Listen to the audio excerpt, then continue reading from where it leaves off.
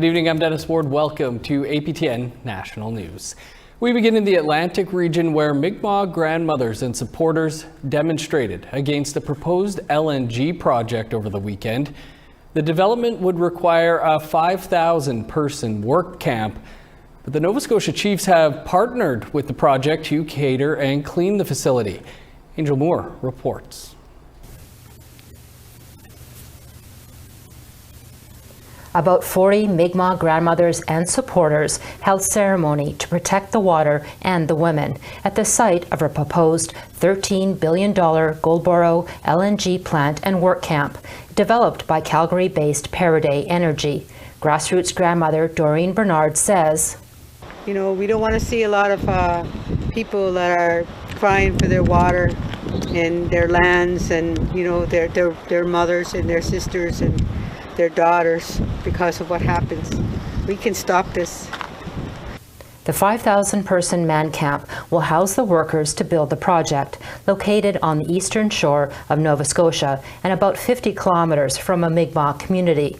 Former president of the Nova Scotia Native Women's Association and advocate for MMIWG, Annie Bernard-Daisley, was at the ceremony. She is chief of Wagimaa First Nation and wants the project stopped. I am completely against the camp coming to our territory of Mi'kma'ki because of the factors surrounding the camps. It's truth, it's reality. The extraction sites where camps spring up cause more violence to our women than any other time. The MMIWG inquiry report called man camps a threat to the safety of Indigenous women, girls, and two-spirited people. It outlined how resource extraction industry led to violence against Indigenous women and called for industry to plan for safety. And you can come up with every different solution, you can come up with every different precaution, but it's not going to make a difference. There's somebody going to be hurt. Whether you're Indigenous or non-Indigenous, it's going to happen. The 13 Mi'kmaq bands in Nova Scotia signed a deal to cater and clean the camp, a deal grassroots grandmothers say community members were not consulted on. We're hoping that people will open up their eyes and see, you know, how long these things have been being planned and behind the backs of not only the Indigenous people, but the people in Nova Scotia as well. And so we're hoping that people will wake up. The Assembly of Nova Scotia Chiefs are hosting a women's-only forum next week to hear concerns of community members. Regardless, Bernard says, we don't need these kind of projects in our territory that's going to impact our land, our water, and our women and our people. The final investment decisions for the Goldboro LNG project are expected by the end of June. Angel Moore, APTN National News, Goldboro, Nova Scotia. In British Columbia, 2 Catholic churches on Indigenous land burnt to the ground on National Indigenous Peoples Day.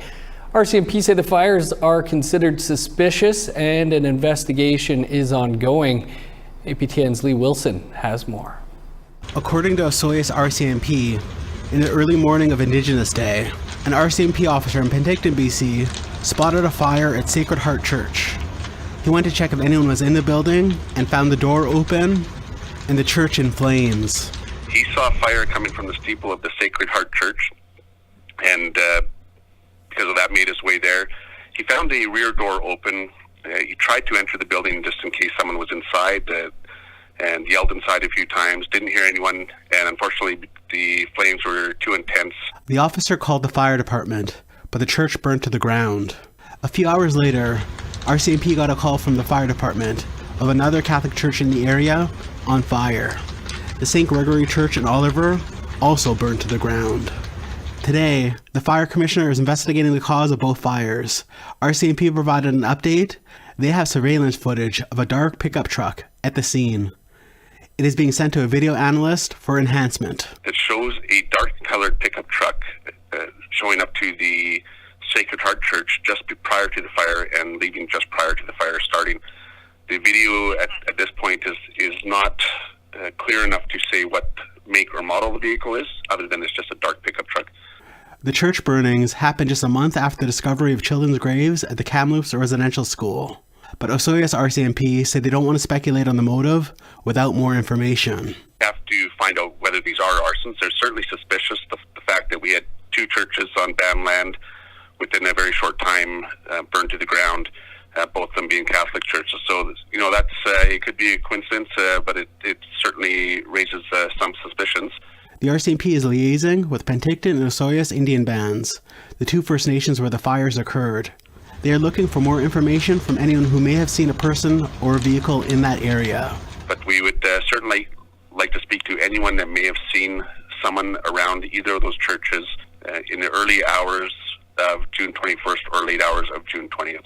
We have reached out to both First Nations where the fires occurred, but did not hear back before airtime. Leah Wilson, APTN National News, Kitimat. To Alberta now, where that province's serious incident response team is investigating a fatal shootout. RCMP were chasing a man from the Gift Lake Métis settlement in northern Alberta last week. After exchanging gunfire with officers, the man was shot and killed. APTN's Chris Stewart has the details. Last Thursday morning, High Prairie RCMP attempted to stop a car belonging to 29-year-old Lionel Ernest Gray. RCMP said he had several outstanding warrants. Gray fled in his car and became stuck in mud. He ran into the woods near the Winnipeg Provincial Park. RCMP say they found ID and 3 types of ammunition inside the car. After a 2-hour search, RCMP officers encountered Gray and they exchanged gunfire. An RCMP service dog named Jago was shot and killed. Gray managed to escape into the woods. Hours later, officers found Gray and they again exchanged gunfire. RCMP say they believe Gray was wounded during the encounter, but he managed to escape once again. RCMP air services from Alberta, BC, and Saskatchewan were involved in the search for Gray. On Friday, around noon, officers found Gray in a ditch. A 3rd gunfight resulted in Gray being shot. RCMP say he was given medical treatment, but died shortly after. No officers were harmed. A .22 caliber rifle was found at the scene. The Alberta Serious Incident Response Team will be conducting an investigation into how the RCMP handled the encounter. Chris Stewart, APTN National News, Edmonton.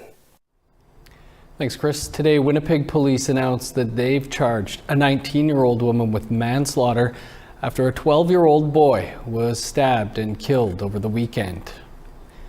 The boy died early Friday evening after an altercation between 2 groups in Winnipeg's North End. Police say they do not believe the incident was gang-related. While they normally release the name of the accused adults, they are withholding the woman's identity because of the victim's young age.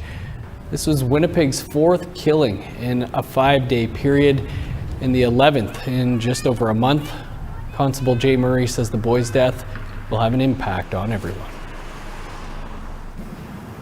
I don't know how, I can't find a word that can accurately describe this. There's a number of details involved that are particularly troubling. So very tough. I think the community is going to be reeling. The family members, I can't imagine that the pain they're experiencing.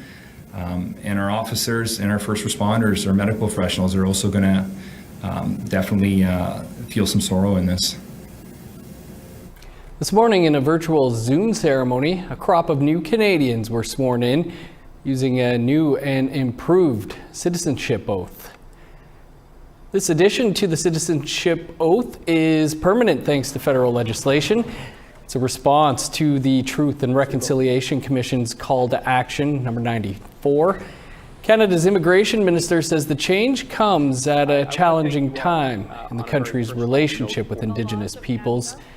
Here's Judge Suzanne Carrier having new Canadians recite the change in a ceremony from this morning. Including the Constitution. Which recognizes and affirms. The Aboriginal and treaty rights. Of First Nation, Inuit, and Métis peoples. At times like this, we all need to draw strength and to listen to one another, especially those within the Indigenous community who possess the wisdom to help us all understand how we can walk the path of reconciliation. The election of a new national chief of the Assembly of First Nations is just 2 weeks away. Tonight we'll start hearing from the candidates vying for the job. That's coming up after the break.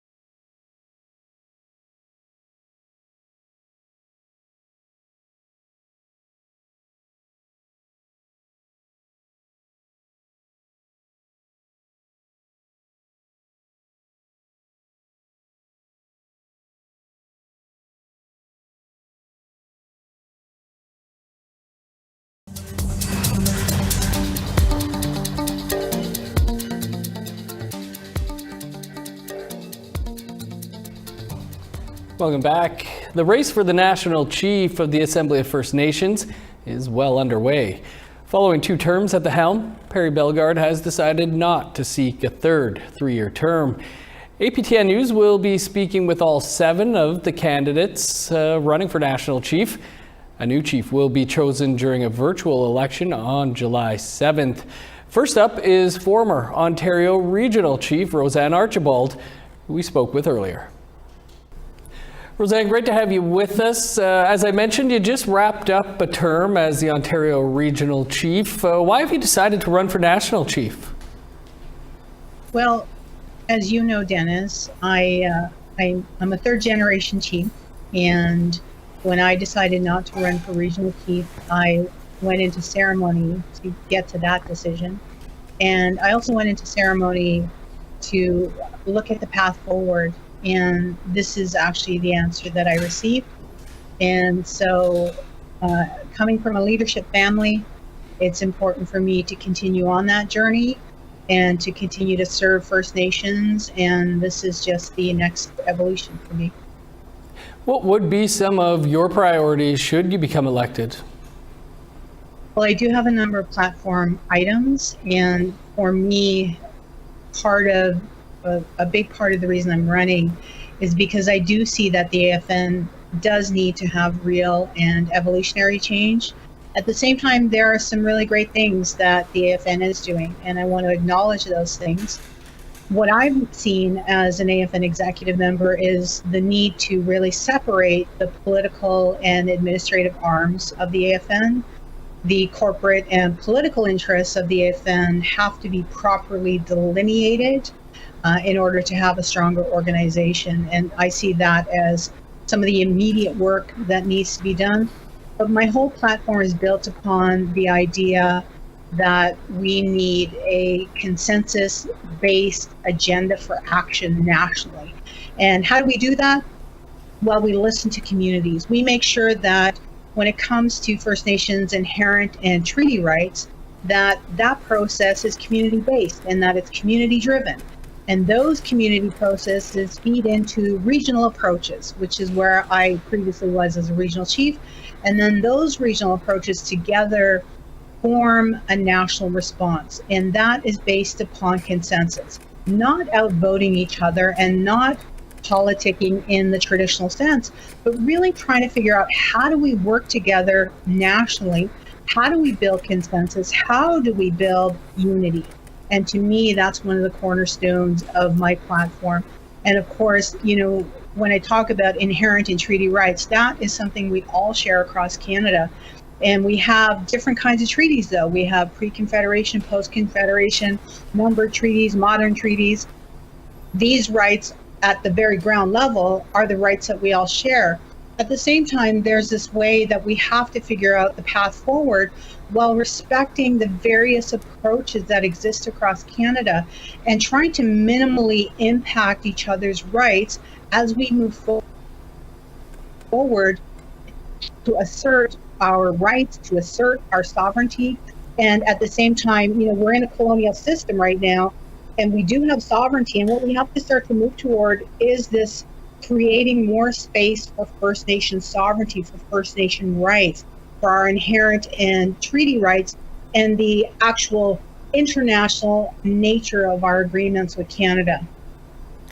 Roseanne, running for national chief typically involves visiting a lot of communities to garner support, something that's clearly not going to be happening this time around with the pandemic and everything's kind of being done virtually. Has that made it difficult to hear from the people themselves, or are you still hearing from people, and what are they telling you? It is definitely more challenging to be totally online. At the same time, I have been holding weekly meetings myself with the chiefs in Ontario, and that's because we've had a very strong and effective response to the pandemic, and a lot of that was done online. So it is possible to do the work online, and I believe that for me has been helpful as I've entered the race, because I'm very used to online platforms and how to communicate and have interactions, despite the fact that we're so far apart from each other, and sometimes we're just like sitting in our dining room or our living room. Mm-hmm. and we want to connect still, and I think it's still possible to do that.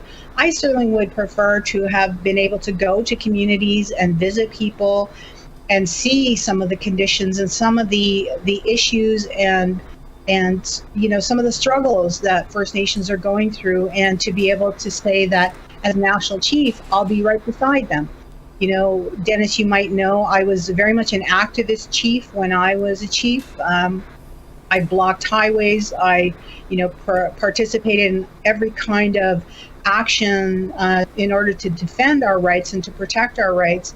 And that to me is something that is difficult to do in this kind of environment. But I want First Nations to know that I'll be standing beside them, behind them, and working with them in their struggles, because the road ahead is still long for First Nations. I mean, look at what's just happened recently with the discovery of the 215 little children in Kamloops. And now, as weeks go on, we're finding more and more of these graves are being discovered. And this is a very difficult time for our people. And certainly, you know, a part of what we would normally do is to go to a community and support them and hug them and pray with them.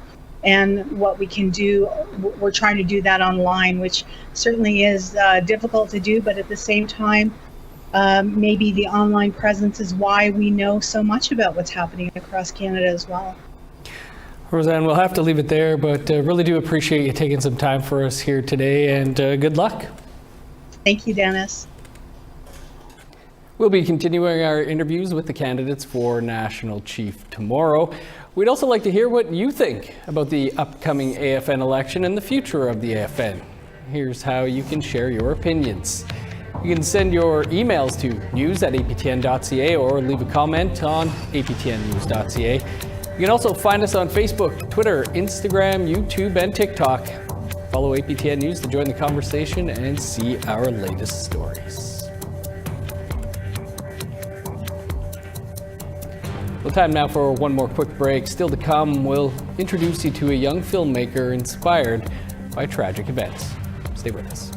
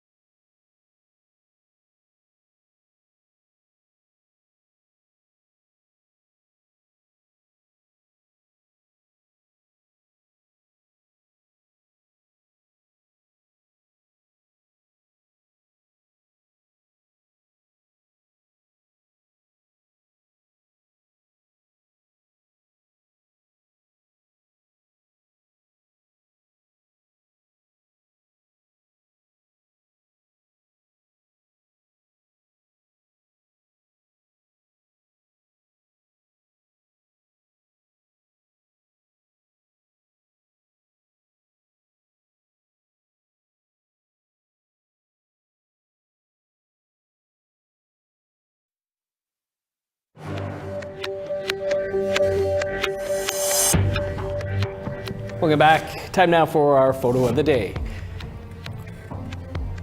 This was the beautiful view for William Fowler, the location known as Hard Luck Canyon along House Mountain near Whitecourt, Alberta. Very beautiful. Thanks for sending that in. Keep those great photos coming by sending your photos to share@aptn.ca for the chance to be our next photo of the day. Time now to take a look at tomorrow's weather forecast. Starting on the East Coast, 21 with showers for Halifax, sunny, and 27 in Fredericton. 16 under cloudy skies in Kuujjuaq, showers, and 10 in Nain. 22 in Montreal, rain, and 18 for Chibougamau. 24 with rain for Sault Ste. Marie, 22 and sunny in North Bay. 25 in Thunder Bay, showers, and 17 for Sioux Lookout. 21 with rain for God's Lake. 22 and rain in Norway House. 29 for Winnipeg and Gimli, showers, and 27 in Dauphin. 25 with rain for Saskatoon and North Battleford. 16 in Uranium City and Stony Rapids. Over in northern Alberta, showers, and 23 for Fort McMurray, 26 in Peace River. 24 and sunny skies for Edmonton, 27 in Lethbridge. 22 for Vancouver and Victoria, showers, and 32 in Kamloops. 22 and sunny in Dease Lake, cloudy, and 21 in Prince George. 28 with rain in Old Crow, 24 for Whitehorse. 16 in Yellowknife, 27 in Norman Wells. +1 with snow for Sax Harbor, 9 in showers in Pawlatuck. 9 with rain for Arviette, +4 in Cambridge Bay. 5 with snow in Resolute, 4 in Igloolik.